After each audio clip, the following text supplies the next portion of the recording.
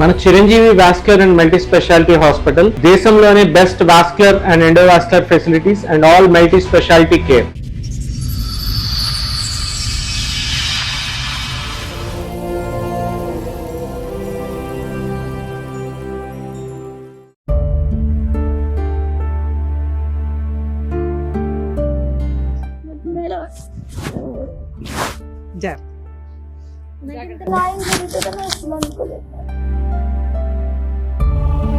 రావడానికి కారణం ఏంటి? ఏం జరిగింది? మా హస్బెండ్ వేరే అమ్మాయితో ఇక్కడే ఉంటున్నాడు. మీ హస్బెండ్ వేరే అమ్మాయిని పెళ్లి చేసుకున్నారా లేదంటే వేరే అమ్మాయితో ఉంటున్నారా? వేరే అమ్మాయిని పెళ్లి చేసుకొని తంతున్నాం.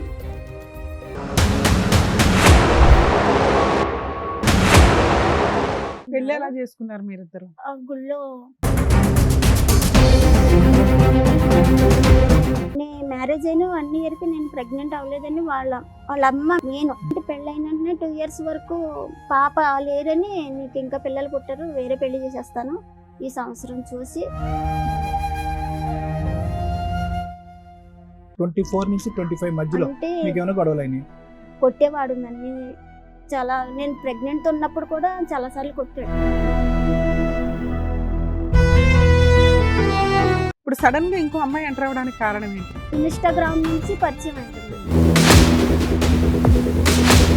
ఆవిడకి మ్యారేజ్ అయిందా? ఆవిడకి మ్యారేజ్ అయింది. భర్త ఏమయ్యాడు?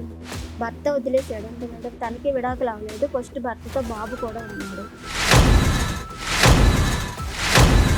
మీ అత్త వాళ్ళు ఊరుకున్నారా? ఈయన ఇంకొకళ్ళు పట్టుకొని కూర్చుంటే? మా అత్తగారు పిలిపించింది మేడం ఆ అమ్మాయినా? ఆ అమ్మాయిని. ఇన్స్టాగ్రామ్ అమ్మాయినా? ఆవిడ కూడా ఇన్స్టాగ్రామ్ వాడదా మీ అత్తయ్య? ఆ అమ్మాయిని పెళ్లి చేసుకున్నావా?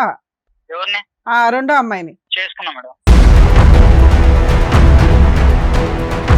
మరి నేను తీసుకెళ్ళి ఇప్పుడు జైల్లో వేయొచ్చు మేము బైగామి. అమ్మాయి నా మీద కేసు పెట్టి నేను జైలు పోయినా నాకు బాధ లేదు మేడం. మొత్తం కేసులు ఫ్రీగా ఫైల్ చేస్తాను ఆ అమ్మాయికి. 498 DVC మెయింటెనెన్స్ బైగామి వేసి మీ ఇద్దరిని అయితే జైలు పంపిస్తాను. నన్ను ఇంకా టైట్ చేస్తే నేను సావనాలు వస్తా కానీ ఇంకా నేను ఎవరిని బ్లాక్ మెయిల్ చేస్తున్నావు నాన్న? నేను చచ్చిపోతా. ఆయన తోడు పంపిస్తా. నేను చచ్చిపోతా. నేను పోనా ఆయన మరి ఇప్పుడు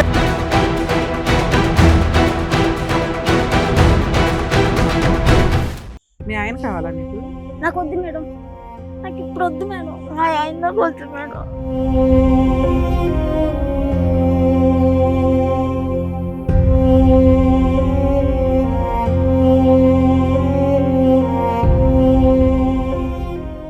ఈ కార్యక్రమంలో మనతో పాటు ఉన్నారు ప్రముఖ హైకోర్టు అడ్వకేట్ రమ్యాకుల గారు. నమస్తే మేడం. నమస్తే అండి. ప్రముఖ సైకియాట్రిస్ట్ డాక్టర్ కళ్యాణ్ చక్రవర్తి గారు. నమస్తే సార్. నమస్తే మేడం. Sir madam. మేడం. లోవా కుమారి గారిని ఒకసారి స్టేజ్ మీదకి పిలుస్తాను. రండి. నమస్తే అమ్మా. నమస్తే. ఏమైనా హెల్ప్ కావాలా? వద్దు సార్. కూర్చో.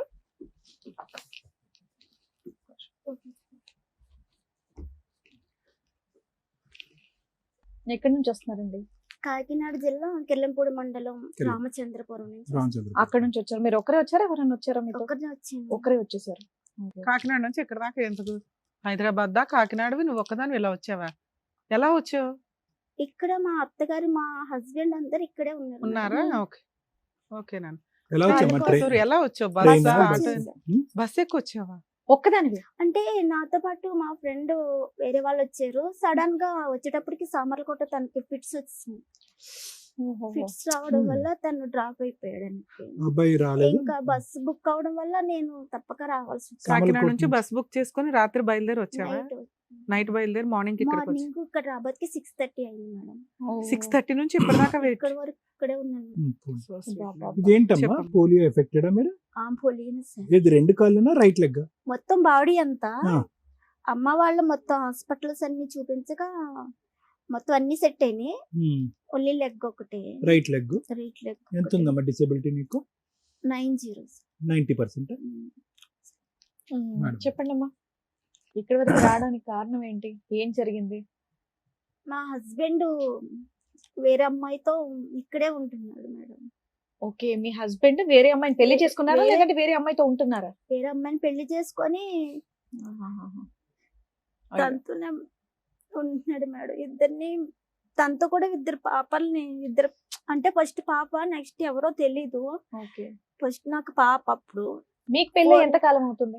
నాకు పెళ్ళయ్యి ఇప్పటికి 2019 లో అయింది. 2019 లో మీకు పెళ్ళి పెళ్ళయింది. మీది లవ్ మ్యారేజేనా? Love marriage. Love marriage. ఇంట్లో పెద్దవాళ్ళందరూ ఒప్పుకున్నారా? అందరూ ఒప్పుకున్నారు మేడం. ఆ. వాళ్ళు ఒప్పుకున్నారు. మా ఇంట్లో అంటే పెళ్లి చేసుకున్నాక ఒప్పుకున్నారు. పెళ్లి చేసుకున్నాక ఒప్పుకున్నారు. పెళ్లి చేసుకున్నాక పెళ్లి ఎలా ఒప్పుకున్నారు. చేసుకున్నారు మీరిద్దరు? ఆ గుళ్ళో మీరిద్దరే వెళ్ళిపోయి గుళ్ళో పెళ్లి చేసుకున్నారా? ఇద్దరు చేసుకున్నాక వాళ్ళ ఇంట్లోనే పిలిచారు. మా ఇంట్లో కూడా ఒప్పుకున్నారు. ఎన్ని రోజులకి, ఎంత కాలానికి? నెల, 2 నెలల? నెలకే చేసుకున్నా.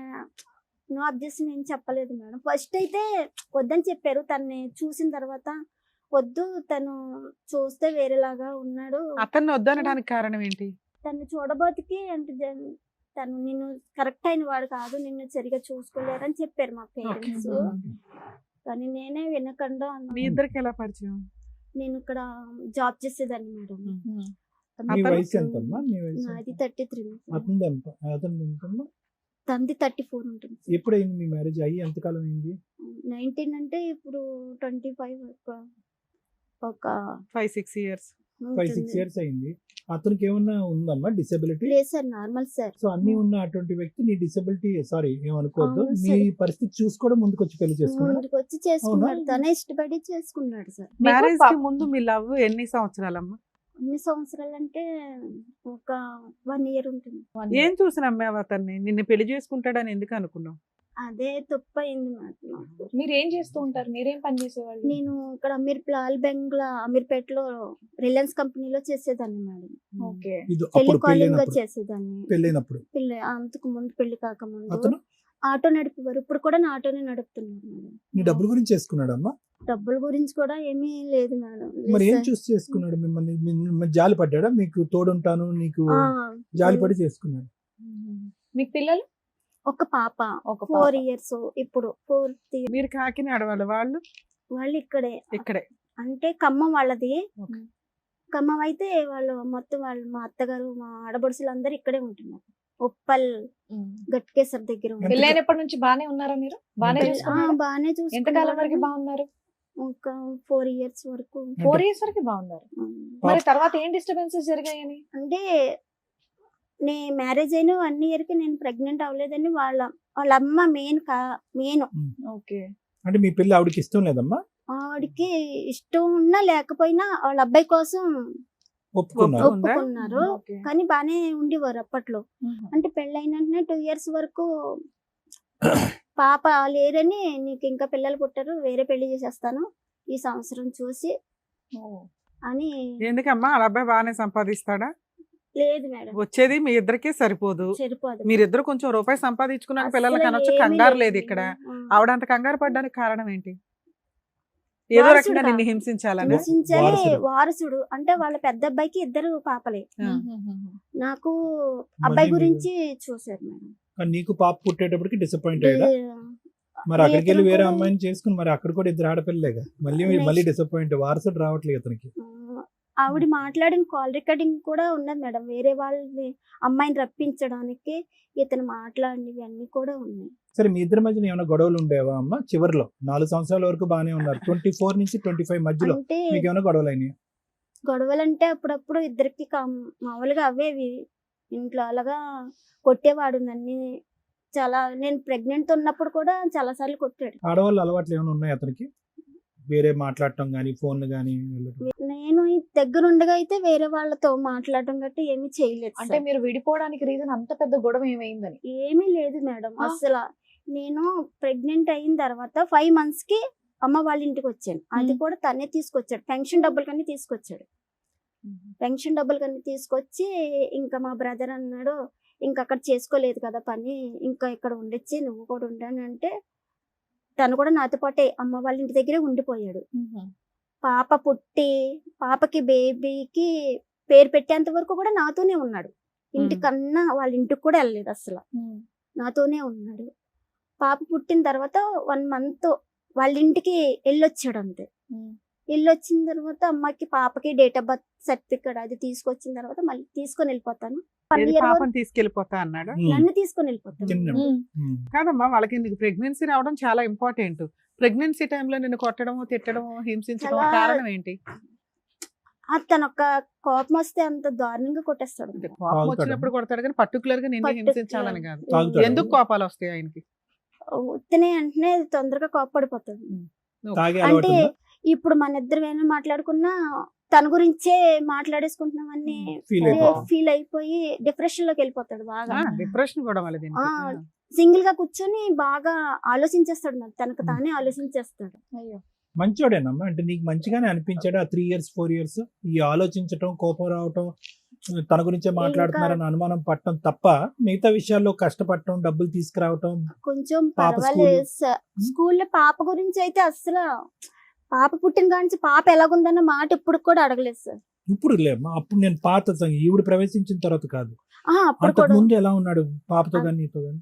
పాప పుట్టిన కాడి నుంచి ఇంకా లేడు, పాపకు ముందు బానే ఉన్నాడు.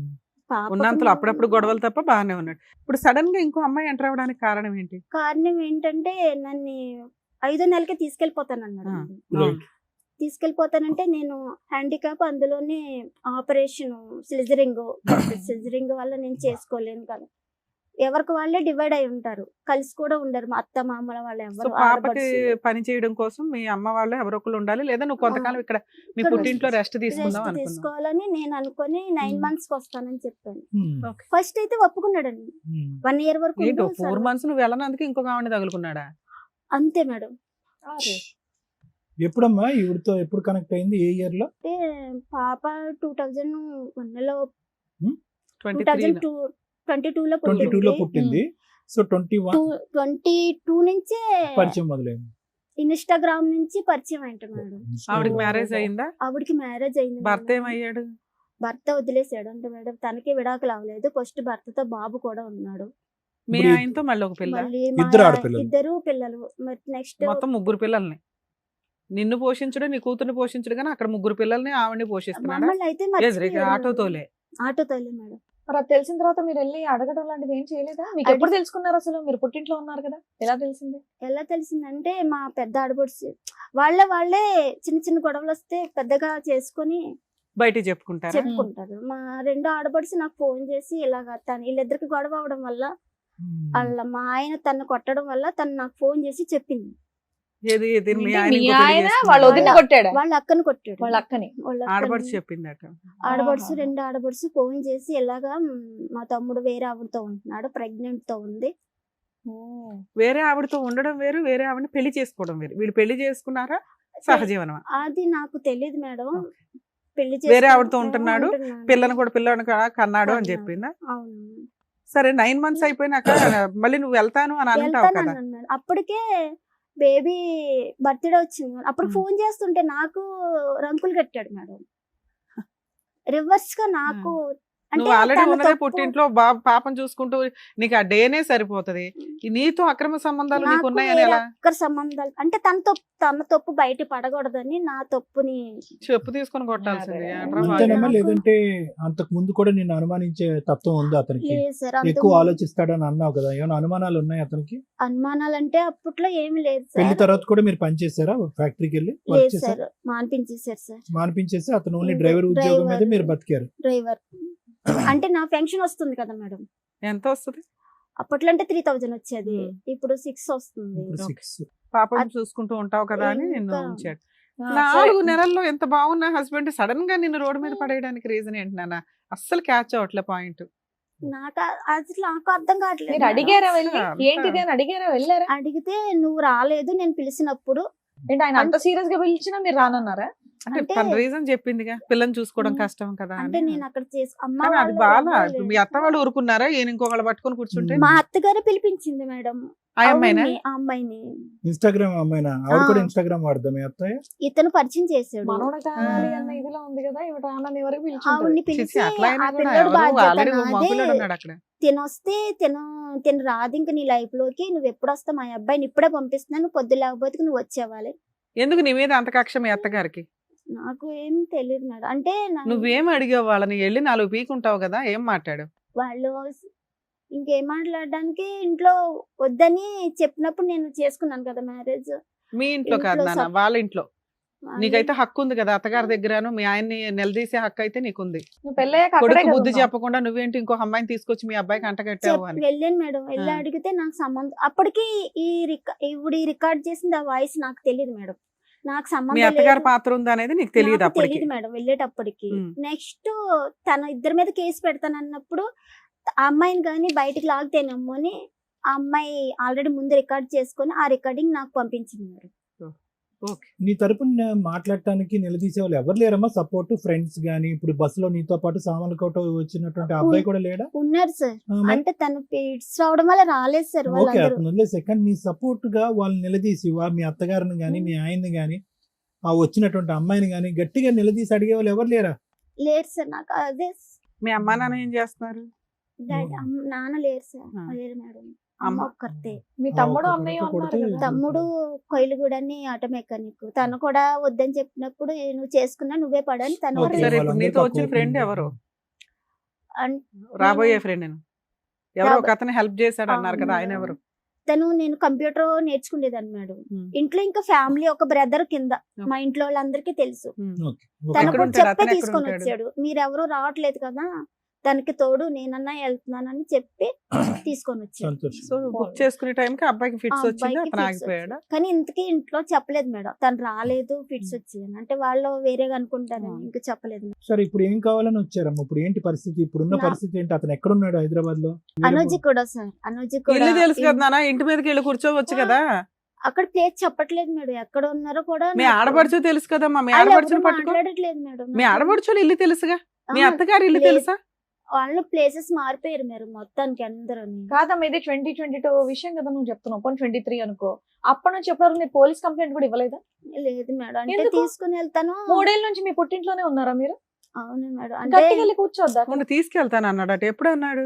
అప్పుడు పాప చంటి పిల్లప్పుడు తీసుకుని వెళ్తా, అంటే ఇప్పుడు 5వ కూడా- నెల తీసుకెళ్తా అన్నాడు, నువ్వేమో 9వ నెల దాకా రానన్నావు.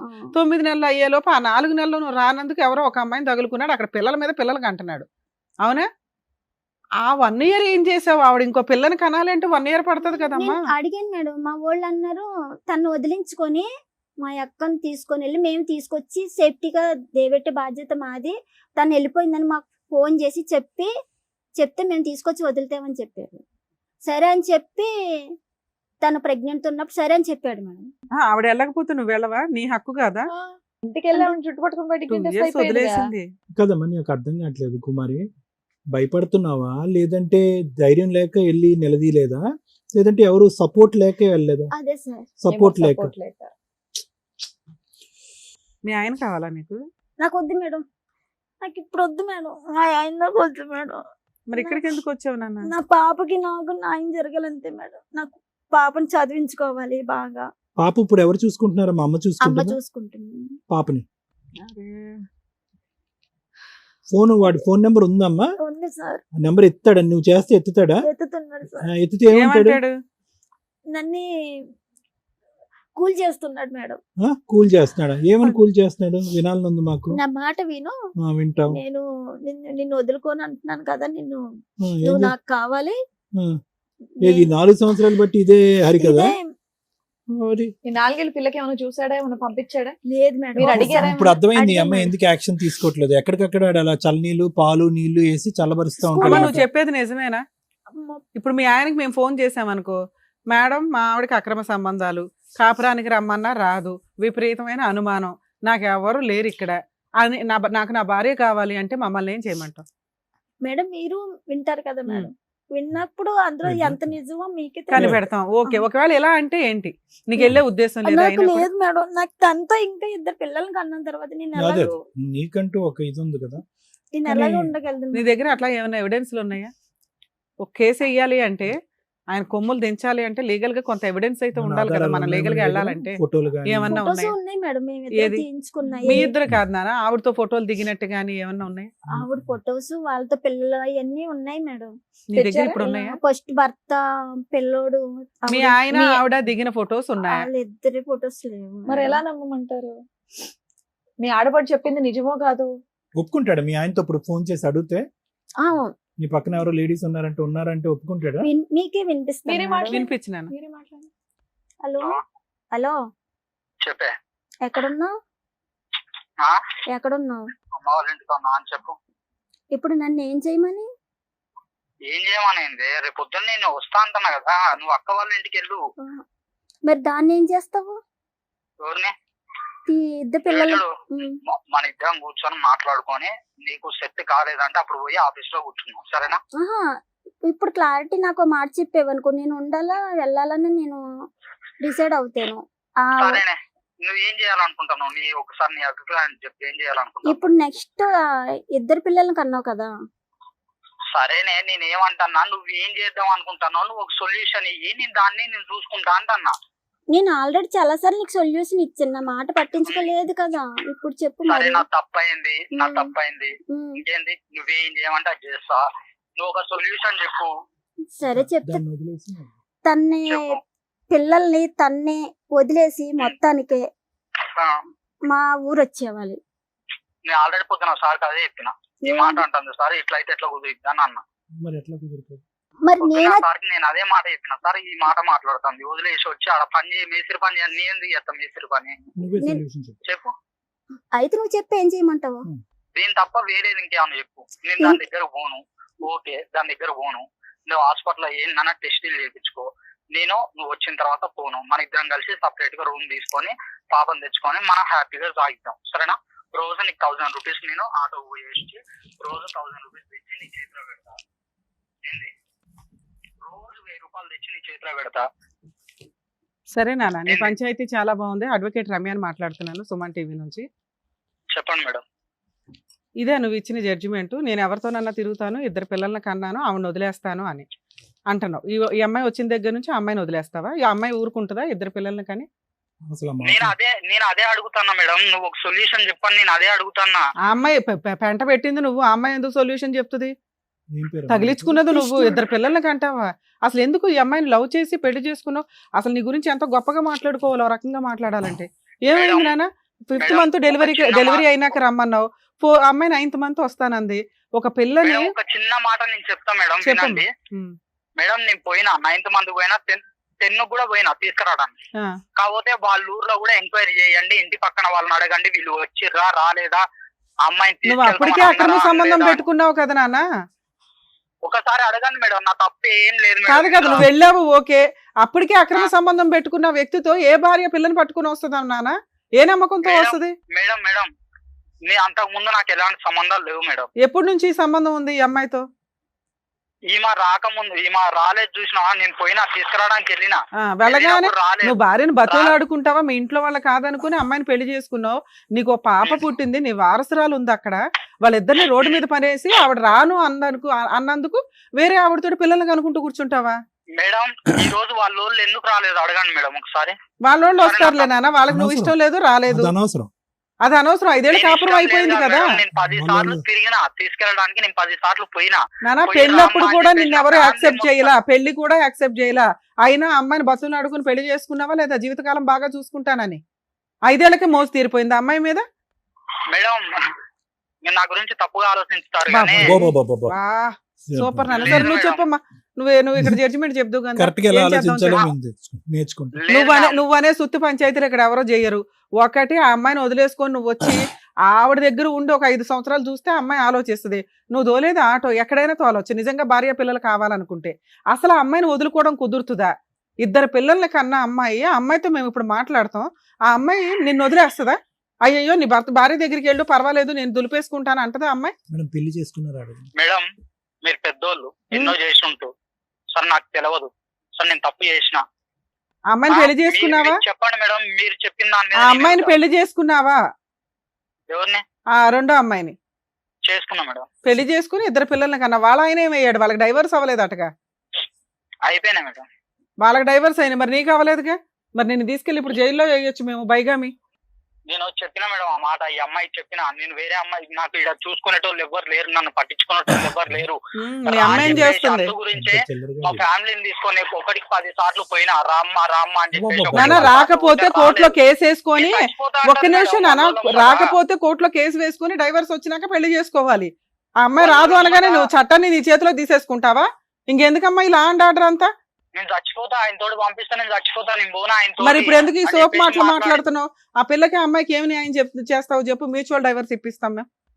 నష్టపరిహారం ఎంత ఇస్తావో చెప్పు, లేదంటే మొత్తం కేసులు ఫ్రీగా ఫైల్ చేస్తాను ఆ అమ్మాయికి. 498 డీవీసీ మెయింటెనెన్స్ బైగామి వేసి మీ ఇద్దరిని అయితే జైలుకి పంపిస్తాను. ఆ అమ్మాయి మమ్మల్ని నమ్ముకొని ఇక్కడ దాకా వచ్చింది. 5 కేసులు వేస్తే ఎలా ఉంటుందో తెలుసుగా. ఆ ఆటో కూడా తాకట్టు పెట్టినా వర్కౌట్ అవ్వదు. ఒక అమ్మాయికి నువ్వేదో పెద్ద కన్ఫ్యూజ్ లో పెట్టావు కదా ఆ పిల్లని. ఆ అమ్మాయిని వదిలేస్తావా అని గట్టిగా మేము అడుగుతుంటేనే నువ్వు కన్ఫర్మ్ చేయలేకపోతున్నావు. ఆ అమ్మాయి నిన్నెందుకు వదిలేస్తామా? సెకండ్ మ్యారేజ్ చేసుకుని కూర్చొని 2 పిల్లల కంటే తోలు తీసేస్తుంది. ఈవిడంటే భార్య కాబట్టి ఊరుకుంది. ఉంచుకున్న అమ్మాయిలు ఊరుకుంటారా? వదిలే ఉద్దేశం ఏం లేదు. నేను వదిలే ఉద్దేశం లేదు. ఈ అమ్మాయికి ఫుల్ అండ్ ఫైనల్ సెటిల్మెంట్. మీకు ఏం ప్రాపర్టీస్ ఉన్నాయి అమ్మాయి ఇతనికి? ఇదంతా వేస్ట్ తల్లి, ఇదంతా నగనాచి మాటలు. కానీ ఇంకా మేము మగపిల్లల్ని కాపాడడానికి ట్రై చేస్తాం. ఈ పిల్లలు ఎట్లాంటి పిల్లలు ఉంటేనే మాకు కోపం వస్తూ ఉంటది. చెప్పమ్మా, ఏమున్నాయి? ఆస్తులు ఏమున్నాయి వీళ్ళకి? ల్యాండ్ లై ఉన్నాయి మేడం వాళ్ళకి. నీకేం కావాలో చెప్పు, నేను నా మాట్లాడతాను. కూతురికి సంబంధించి నాకు ఆధారం చూపించమని. ఏం ఆధారం? అది కన్ఫర్మ్ గా చెప్పాలి. ఆధారం అంటే ఈయనేమి లేదంటే మెయింటెనెన్స్ ఒకటి, తర్వాత పాపకి ఏదన్నా ఒక ప్రాపర్టీ అంటూ రాసి ఇవ్వాలి. ఏదో ఒక ప్రాపర్టీ చెప్పు నువ్వు. స్థలం రాసి ఇవ్వమను. ఏ స్థలం ఎక్కడుంది? చీమలపాడులో ఉంది మేడం. ఎంత ఉంది? ఎన్ని గజాలు? తన పేరున ఉన్నది మేడం. తనకి ఎన్ని గజాలు ఉంది? ఉంటది మేడం 4. చీమలపాడులో స్థలం రాసి నా చీమలపాడులో స్థలం ఉందంట. అది పిల్ల పేరు మీద రిజిస్ట్రేషన్ తన చేస్తావా? పేరున కూడా ఒకటి ఉంది మేడం. చేయించుతా మేడం. నష్టపరిహారం ఏమి ఇస్తావు ఇంకా? ఇద్దరు అన్నదమ్ములు ఉన్నాం మేడం. నాకు ఎంత వస్తుందో అంతా పాప పేరు మీదనే రాయించు. కాదు నాన్న, ఒకటి నీ పేరు మీదే ఉంది కదా ప్రాపర్టీ. లేదు మేడం, అంటే నానా నీకు ఆ సెకండ్ అమ్మాయి పెళ్లి చేసుకున్నది లీగల్ గా వ్యాలిడ్ కాదు. ఆ అమ్మాయి నీ మీద వేస్తే ఒక చీటింగ్ కేసే. ఇప్పుడు ఈ అమ్మాయి వెనకాల మేమంతా ఉన్నాం, మా టీం అంతా ఉంది. మేమంటూ పోలీసులు ఫోన్ చేసి ఒక్క ఫోన్ చేసామంటే మొత్తం ఇద్దరు 2 నెలల జైల్లోనే ఉంటారు బైగామీ కేసులో. మొత్తం ఎవిడెన్స్ రికార్డ్ అయి ఉంది. ఇప్పుడు మేమేం మాట్లాడుతున్నాం? నీ పేరు మీద ఏదో ఏదో అక్కడ ఊర్లో ప్రాపర్టీ ఉంది. ఆ ప్రాపర్టీ పిల్ల పేరు మీద రిజిస్ట్రేషన్ చేయాలి. ఆ అమ్మాయికి నష్టపరిహారం కింద 30 లక్షలు ఇవ్వు మేడం. నా స్తోమతని చూసి అడగండి మేడం. సరే, నువ్వు నీ స్తోమత ఏంటో చెప్పు. ప్రాపర్టీ కాకుండా మేడం నెలకి ఎంతో కొంత పంపిస్తా మేడం. అరే నీ దగ్గర ముష్టే ప్రతి నెల అమ్మాయి ఎక్కడ ఎత్తుక్కోవాలా? బల్క్ గా ఇస్తే మేము ఫిక్స్డ్ డిపాజిట్ చేయిస్తాం. చేయండి మేడం. అట్లా అదే బల్క్ గా అమౌంట్ చెప్పినా రిజిస్ట్రేషన్ 15 days లో రిజిస్ట్రేషన్ డాక్యుమెంట్స్ అవన్నీ మేము ఇక్కడ నుంచి టీం అంతా వస్తారు. లేదా అమ్మాయి అక్కడ ఒక అడ్వకేట్ ని పెట్టుకుంటే అక్కడే తేడా వచ్చినా మేమంతా దిగిపోతాం అక్కడ. నువ్వే చెప్పు ఫిగర్. మా ఫిగర్ నా మీద కేసు పెట్టి నేను జైలు పోయినా నాకు బాధ లేదు మేడం. అబ్బా, అమ్మాయి మాటలు మీరు అమ్మాయి మాటలు ఆ అమ్మాయి మాట్లాడినట్లేదు నాన్న, చట్టం మాట్లాడుతున్నావు. చట్ట ప్రకారం నువ్వు చేసింది తప్పు. నువ్వు ఇంకో పెళ్లి చేసుకోకుండా ఉంటే మీ ఇద్దరికి కౌన్సిలింగ్ ఇచ్చి కలిపేదాన్ని. నువ్వు ఇంకో పెళ్లి చేసుకుని నువ్వు ఉండు నేను ఉంటా ఇక్కడ ఆటో తోలుకుంటా అంటే ఆ అమ్మాయికి ఏం గతి లేదా? ముందే అమ్మాయి నీతో కాపురానికి రాలి, ఇప్పుడు వస్తుందని ఎలా అనుకుంటున్నా? ఎన్ని సంవత్సరాలు అవుతుంది మేడం? ఒకసారి అడగండి అమ్మాయి. నానా ఎన్ని సంవత్సరాలు అయినా ఆవిడ రైట్స్ ఆవిడకు ఉన్నాయి. నువ్వు లా అండ్ ఆర్డర్ రుచి చూస్తాను అంటే మరి అట్లాగే ప్రొసీడ్ అవుతాం మేము. లేదు మేడం అని ఒక 50% కమిట్ అయ్యో, రిమైనింగ్ 50% మాట్లాడితే డిస్ప్యూటే ఉండదు. మ్యూచువల్ డైవర్స్ ఇప్పించేస్తాం, ఆ అమ్మాయితో హ్యాపీగా బతుకుతూ గానీ. చెప్పినా నా కాంపెన్సేషన్ ఏమి ఇస్తావో చెప్తే నేను ఇక్కడ ఎంబోయి రాయిస్తాను. మేడం నాకు అంటూ ఏం లేదు మేడం. ఆవిడ రెండో ఆవిడని ఎవరినో పట్టుకో మాట్లాడు. ఫుల్ అండ్ ఫైనల్ సెటిల్మెంట్ కి కాంపెన్సేషన్ మీరు ఇద్దరు.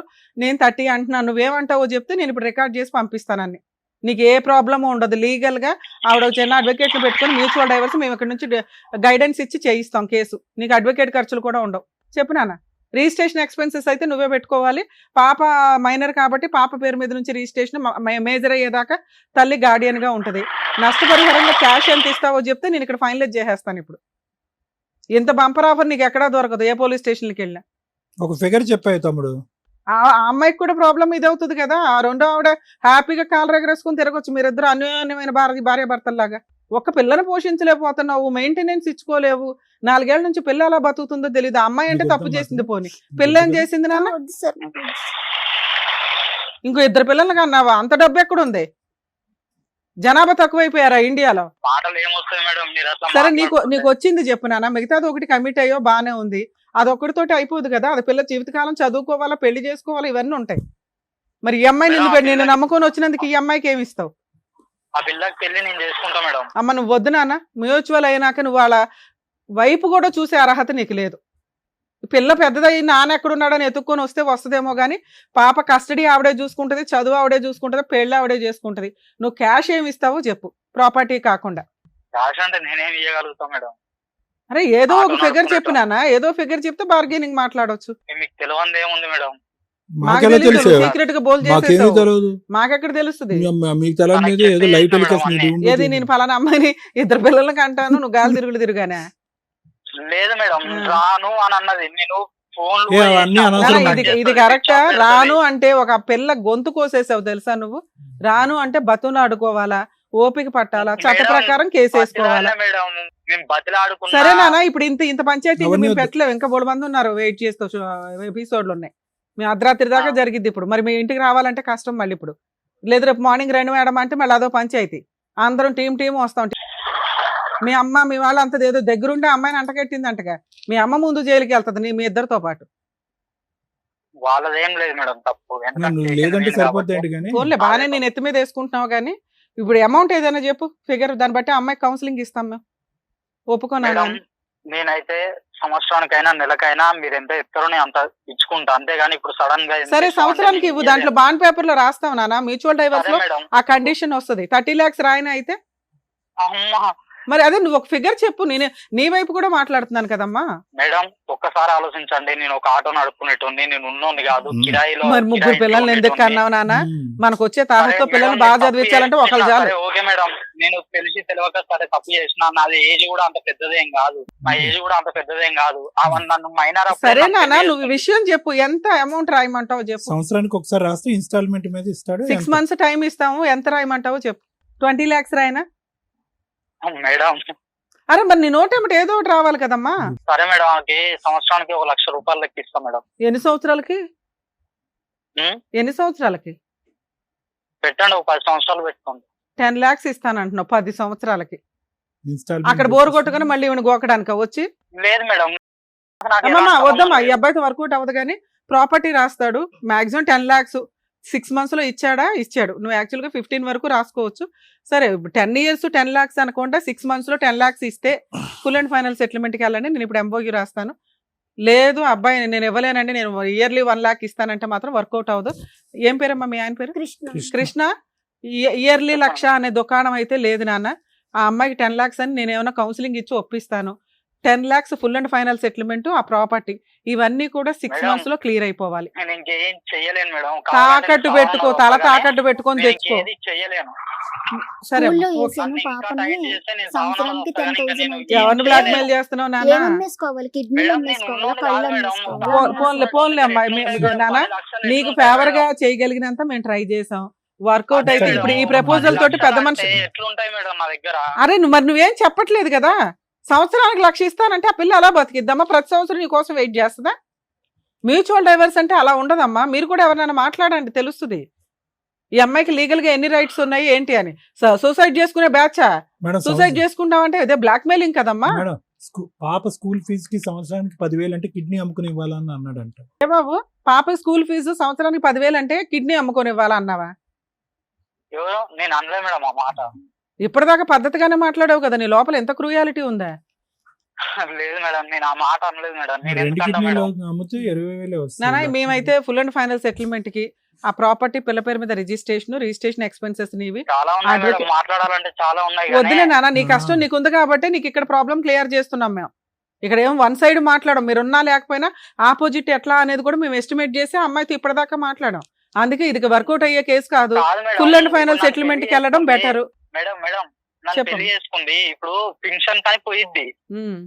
వారం రోజులు ఏడుంటే 10 రోజులు ఎందుకుంటాం మేడం ఆడ? సరే ఇవన్నీ కోర్టులో మాట్లాడుకోండి. అయితే మీకు ఒక ప్రపోజల్ ఇచ్చి పంపిస్తున్నాను.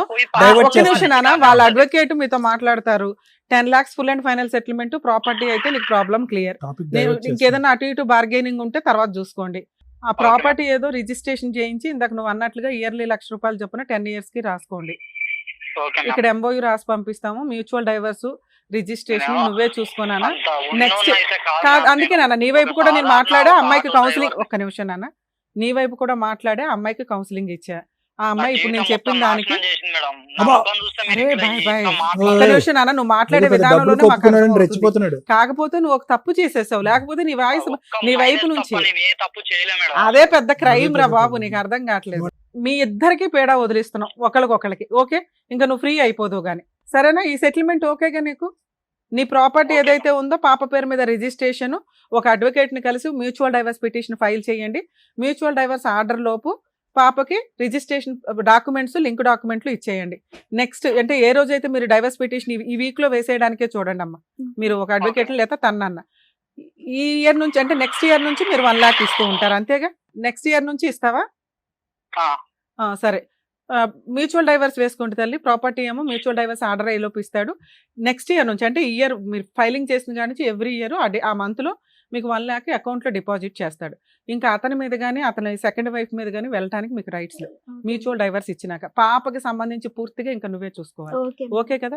నేను అమ్మాయి కూడా ఓకే అంది. మీరు ఒక అడ్వకేట్ ని పెట్టుకుని క్లియర్ చేసేసుకోండి అమ్మా. సరేనా? జాగ్రత్త. Bye madam. మీరు మాట్లాడిన ప్రాపర్టీయే 20 to 30 lakhs ఉంటుంది అంటున్నారు. అది పూర్తిగా పాపకే, పాప చదువుకి దాని మీద వస్తే ఇన్కమ్ చూసుకోండి. లేకపోతే పాప మేజర్ అయ్యే వరకు ఆ ప్రాపర్టీ మీరు గార్డియన్ మాత్రమే తప్ప ఇన్కమ్ వాడుకోగలరు తప్ప అమ్మడం కానీ తాకట్లు పెట్టడం కానీ ఇవి చేయడానికి కుదరదు. పాప మేజర్ అయినాక పాపకి ఇచ్చేస్తారు. పాప నువ్వు కలిపి ఏం చేసుకుంటారో మీ ఇష్టం. నెక్స్ట్ ఇయర్ నుంచి అంటే పిటిషన్ వేసిన దగ్గర నుంచి ఆ మంత్ అంటే రేపు సెప్టెంబర్లో మీరు వేశారనుకోండి, నెక్స్ట్ ఇయర్ 2026 సెప్టెంబర్లో నీకు 1 lakh ఇస్తాడు. అలా ఎవ్రీ ఇయర్ ఇస్తాడు. ఏ ఇయర్ అయితే అతను ఇవ్వకపోతాడో ఆ ఇయర్ ఆ అమౌంట్ కోసం మెయింటెనెన్స్ కేసు వేసుకునే రైట్స్ నీకు ఉంటాయి. ఓన్లీ మెయింటెనెన్స్, ఇంకా ఏ రైట్స్ నీకు ఉండవు. Okay madam. మేడం అమ్మ కుమారి చాలా సానుకూలంగా మేడం యొక్క సీనియారిటీ అవనియండి, ఆవిడ ప్రమేయం వల్ల చాలా చక్కగా ఈ అంశం క్లోజ్ అయ్యింది. బహుశా ఇంకో సైడ్ ఆఫ్ ది కాయిన్ అంటే ఇంకో సైడ్ నారాయణకి ఇంకో వైపు చూస్తే కనుక ఇంత సానుకూలంగా స్పందిస్తూ ఇలా ఒప్పుకునేటటువంటి కృష్ణ లాంటి వాళ్ళు చాలా తక్కువ మంది ఉంటారు. ఆ అమ్మాయి అన్యాయం చేసిందండి, ఆ అమ్మాయి జీవితం ఆ అమ్మాయి కర్మకామకి వదిలేస్తానని మాట్లాడేటటువంటి వాళ్ళు ఉన్నారు. అయితే ఈరోజు కృష్ణ ఒప్పుకోవటం అనే దానికంటే మేడం చేసినటువంటి ప్రయత్నం పెద్దది. ఓకే, వాడు ఒప్పుకోవటం అంటే ఎందుకు ఒప్పుకున్నాడు? ఈరోజు భయపడి ఒప్పుకున్నాడు. ఒప్పుకున్నంత మాత్రాన కృష్ణ కరెక్ట్ మనిషి కాదు. ఎందుకంటే నేను చెప్తానమ్మ కుమారి, సహజంగా ఆడపిల్లలందరికీ మనం వార్నింగ్ ఇస్తూ ఉంటాం. అమ్మ ప్రేమించేటప్పుడు జాగ్రత్త, ఆలోచించి ప్రేమించండి. తల్లిదండ్రులు ఎందుకు వద్దంటున్నారు, కుటుంబ సభ్యులు ఎందుకు వ్యతిరేకిస్తున్నారు, జాగ్రత్తగా ఆలోచించండి అని చెప్తాం. అది మామూలుగా సహజంగా ఒక వయసులో ఉన్న ఆడపిల్లలకు చెప్తే, అది కాకుండా అది పక్కన పెట్టి ఏమాత్రం కొద్దిగా అవిటితనం, కొద్ది డిసేబిలిటీ ఉండేటటువంటి ఆడపిల్లలకి ఇంకా జాగ్రత్తగా ఉండండి అని మేము చెప్తాం. ఎందుకంటే ఆల్రెడీ మీ యొక్క ఆ డిసేబిలిటీని మీరు మోస్తున్నారు. అది కర్మ సిద్ధాంతం బట్టి మరి మోస్తున్నారు. ఏ పాపం చేయకుండా మీరు అనుభవిస్తున్నారు. వచ్చేటటువంటి వ్యక్తి పొరపాటున కృష్ణ లాంటి వాడు అయితే కనుక, ఇప్పుడు కూడా కృష్ణ డబ్బులు ఇస్తానని అంటున్నాడు, తర్వాత ల్యాండ్ ఇస్తానని అంటున్నాడు, కానీ ఇంకా నీ మీద బురద పోయటానికి బురద జల్లేటటువంటి ప్రయత్నమే చేస్తున్నాడు. ఇంకా చెప్పడానికి చాలా ఉంది, చెప్పడానికి ఏమీ లేదు. కానీ ఈరోజు అతను డిఫెన్స్లో పడి అతను చేసినటువంటి పుణ్య కార్యక్రమాన్ని సమర్థించుకోవాలి కాబట్టి ఇంకా బురద జల్లటానికి ఒక ప్రయత్నం చేస్తున్నాడు, కానీ అక్కడ ఏమీ లేదు. ఎందుకు నేను ఈ మాట అంటున్నానంటేనమ్మా, డిసెబిలిటీ ఉండేటటువంటి ఒక ఆడపిల్ల ఒక మగాడు వచ్చి నీ మీద జాలి పడుతున్నాను కాబట్టి నిన్ను ప్రేమిస్తున్నాను, నిన్ను జీవితాంతం కాపాడుకుంటాను అనేటటువంటి మాట అంటే కనుక నీకుండేటటువంటి మిడిమిడి నాలెడ్జ్తో 1కి 100 సార్లు ఆలోచించుకోవటం చాలా ఇంపార్టెంట్. ఎందుకు మోస్తాడు, ఎందుకు మోయాలి చెప్తున్నాను. ఒక జాలి పట్టడం అనేది ఒక ఎత్తు. ఎంతమందికి ఆ జాలి కాస్త ప్రేమ కింద మారి ప్రేమ కాస్త జీవితాంతం మోసేటటువంటి కెపాసిటీ ఉంటుందమ్మా? లేదు అని నేను అన్నాను. బహుశా ఒక 1 to 2% మందికి ఉంటుంది. ఇది పై కనిపించేటటువంటి వ్యామోహం, తాత్కాలికంగా నిలిచేటటువంటి జాలిపడే మనస్తత్వం, లేదంటే డబ్బు గురించి ఆశించేటటువంటి తత్వం. మీ పేరెంట్స్ వచ్చి అమ్మ వద్దమ్మా వాడు సరైనడు కాదు అని అన్నారు. ఎందుకు? వాళ్ళు కూడా అనుకోవచ్చు కదా, అరే ఈ డిసెబిలిటీ ఉండేటటువంటి ఆడపిల్లకి సరే ఒక మగాడు ఎవడో దొరికేట్రా బాబు, ఎలా పెళ్లి చేయాలని మనం అనుకుంటున్నాం, ఈ విధంగా అన్నా కూడా ముందు పంపించవచ్చు అని చెప్పి మీ పేరెంట్స్ కూడా సంబరపడచ్చు కదా. కానీ సంబరపడలేదు. ఎందుకు అంటే కనుక ఏదో వాళ్ళు ఇక్కడ చూశారు. అంటే ఇదేంటి, ఇది హడావుడిగా ఒక ప్రేమ అన్నాడు, జాలి పడ్డాడు, పెళ్లి చేసుకుంటాం అన్నాడు. ఈ పాపకి ఇంత ఈ ప్రాబ్లం ఉన్నా కూడా ఎంతో మనం కష్టపడి ఈ అమ్మాయిని జాగ్రత్తగా మనం కాపాడుకుంటున్నాం. ఈ అమ్మాయి ఏంటి, తనకు ఉండేటటువంటి ఆ అవయవ లోపం దీనికంటే, ఆ డిసబిలిటీ కంటే తను తీసుకునేటటువంటి బ్రెయిన్తో తీసుకునేటువంటి నిర్ణయమే చాలా తప్పుగా ఉందని చెప్పి ఈరోజు ఇందాక ఏమంటున్నాడు చూసారా, నీ మీదే గిల్ట్ పోయటానికి ట్రై చేస్తున్నాడు. ఏమంటే చూడండి, ఆ అమ్మాయి ఒక్కతే వచ్చింది, ఎవరైనా వచ్చారేమో చూడండి పక్కన అని అంటున్నాడు. అంటే తన ఉద్దేశం ఏంటంటే ప్రపంచం అంతా ఈ అమ్మాయి ఆలోచన శైలిని తప్పుపడుతుంది కాబట్టి నా విషయంలో కూడా ఈ అమ్మాయి అన్యాయం చేస్తుంది కాబట్టి నేను సెకండ్ అమ్మాయిని తెచ్చుకున్నాను అని సమర్థించుకుంటూ నువ్వు చేసినటువంటి నీ తప్పనినే నీ వైపు వేలెత్తి చూపెట్టి నీ వేలుతోనే నీ కండు పొడిచేటటువంటి ప్రయత్నం చేస్తున్నాడు. కాబట్టి నేనేమంటున్నానంటే అమ్మా, ఎవరైతే కనుక జాలి పడుతున్నామో అనేటటువంటి బేస్ మీద ఒక త్యాగమూర్తుల్లాగో ఆపద్బాంధవుల్లాగా ముందుకొచ్చి పెళ్లి చేసుకుంటారో 1కి 100 సార్లు ఆలోచించవలసినటువంటి అవసరం ఉంది. లేదు ఆలోచించే కెపాసిటీ నాకు లేదు అని అనుకుంటే పక్క వాళ్ళు తల్లిదండ్రులు ప్రేమించేటటువంటి పెద్దల యొక్క సలహా తీసుకోవాల్సిన అవసరం ఉంది. లేదు అది కూడా అవకాశం లేదండి, నాకు వెనక ముందు ఎవరు లేరు, ఇలా అనుకుంటూ వచ్చేటటువంటి ఒకే మగాడు నాకు వచ్చాడండి, అతను నేను ఎలా వదులుకుంటాను అని అనుకుంటే కనుక అట్లీస్ట్ సమయాన్ని ఇవ్వాలిగా. నువ్వు ఎంత సమయాన్ని ఇచ్చావు ఆ మనిషిని అర్థం చేసుకోవటానికి, పెళ్లి చేసుకోవటానికి? పరిగెట్టుకుని దూసుకుని వెళ్ళి పెళ్లి చేసుకున్నాను. ఈరోజు కృష్ణ ఇలా ఒప్పుకున్నంత మాత్రాన అంత కరెక్ట్ వ్యక్తి కాదమ్మా.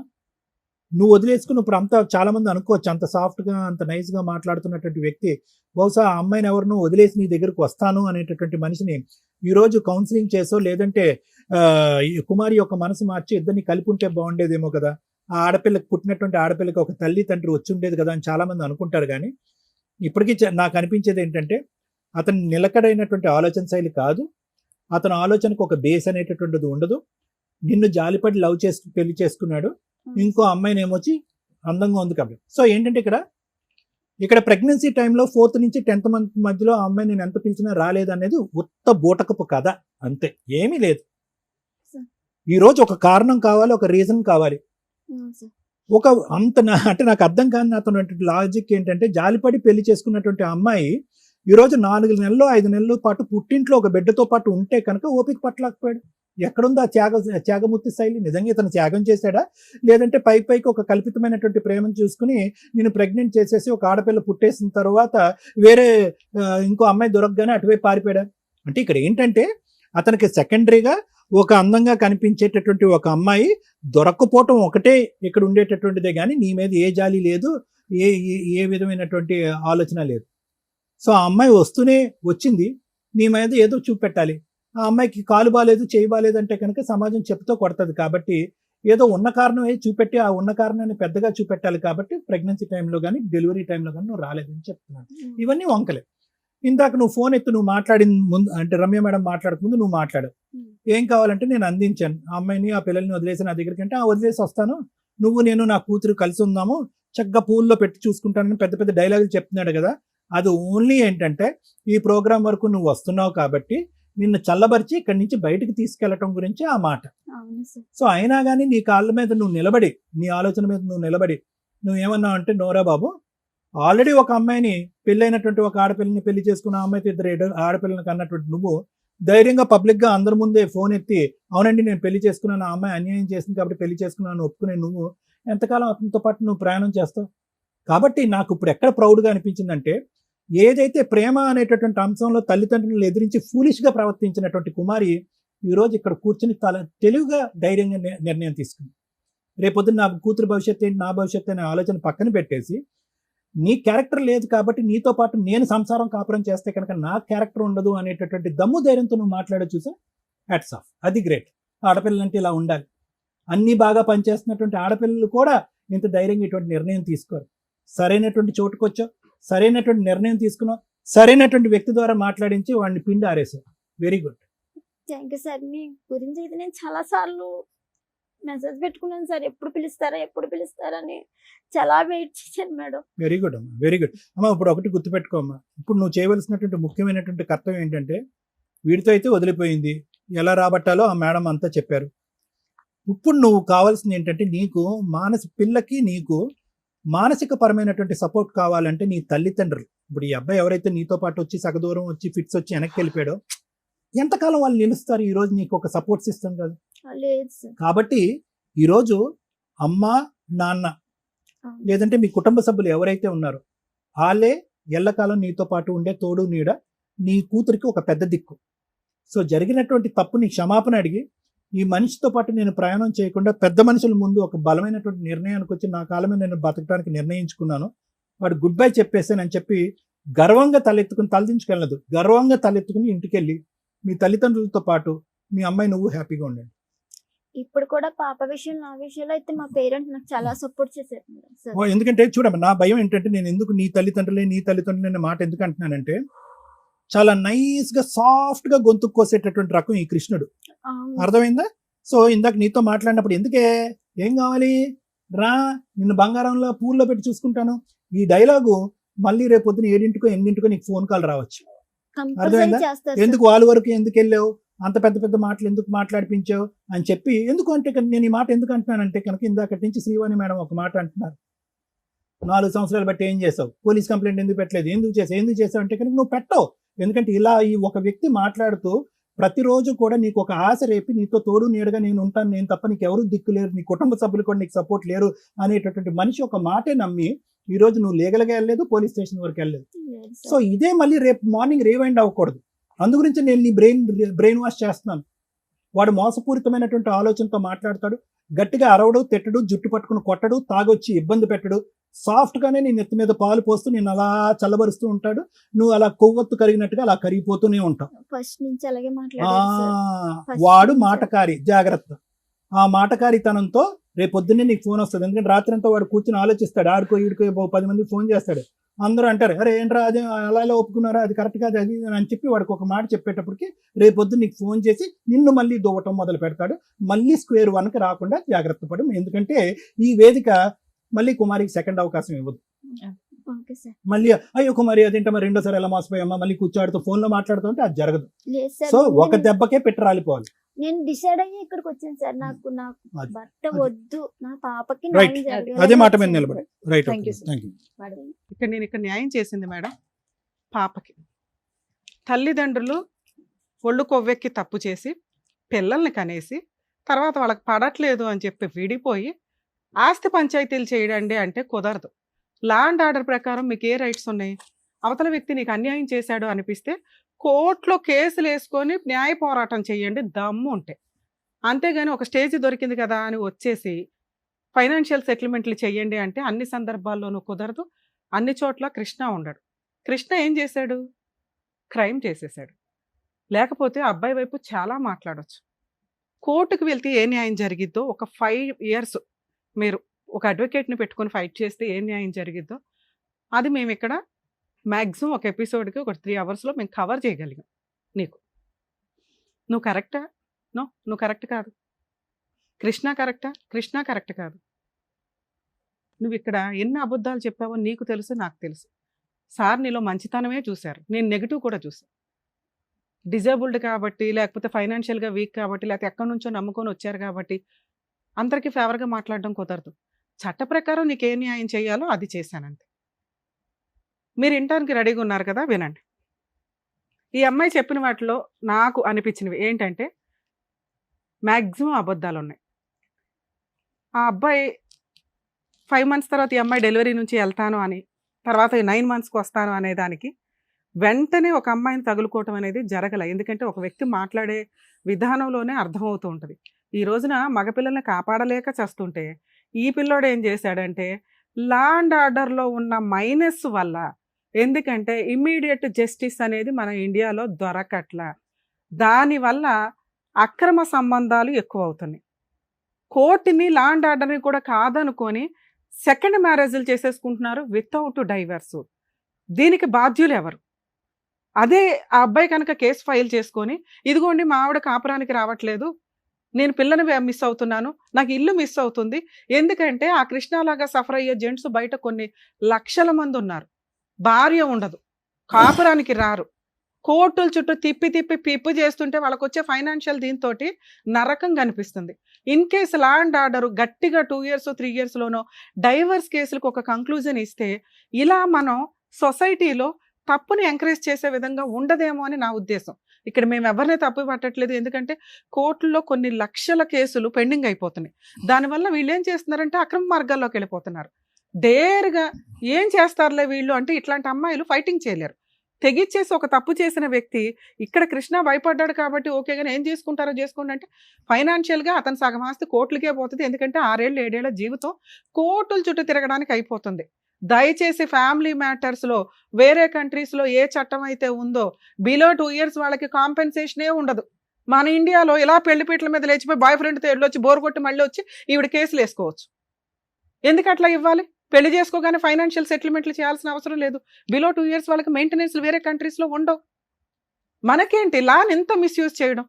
ఇక మిగతాది ఆఫ్టర్ 2 years ఇద్దరు ఈక్వల్గా సంపాదించుకుంటుంటే ఫైనాన్షియల్ సెటిల్మెంట్లే ఉండవు. ఓన్లీ పిల్లలకి చైల్డ్ సపోర్ట్ ఉంటుంది. మనకు కూడా అంతే, పిల్లలే ఇక్కడ రైట్ హోల్డర్స్.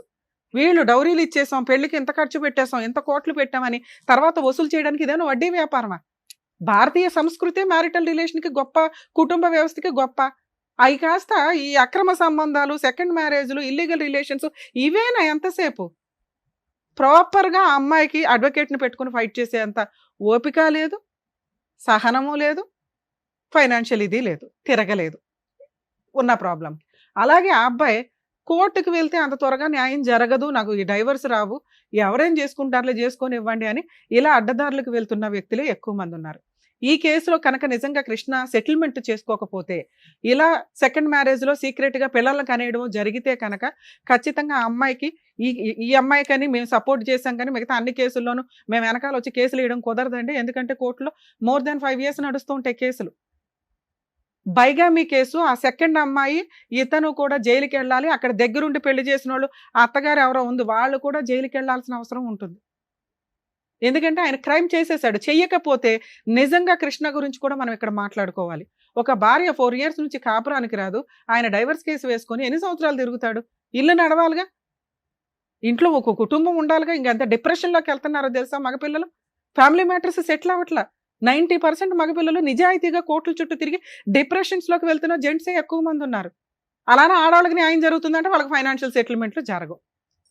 దయచేసి చట్టాల్లో కొంచెం మార్పు తీసుకొస్తే, మార్పు కోసం మీ వంతు ప్రయత్నం, ఎవరైతే సఫరర్స్ ఉంటారో వాళ్ళంతా కూడా హైకోర్టుకు ఒక లెటర్, పిఎంకి ఒక లెటర్ పెట్టుకొని సుప్రీంకోర్టుకు ఒక లెటర్ పెడితే మీ వంతు ప్రయత్నం, మా వంతు ప్రయత్నం, మేము ఇక్కడ సోషల్ సర్వీస్ చేస్తున్నాంగా, మీ వంతు ప్రయత్నం, మీ కష్టం, లాలో ఏ చేంజ్ కావాలనేది ఒక్క 3 letters పంపించారంటే అదొక ఉద్యమం లాగా మన ఇండియన్ లా సిస్టమ్ మ్యారిటల్కి సంబంధించి చాలా వరకు చేంజ్ అవుతుంది.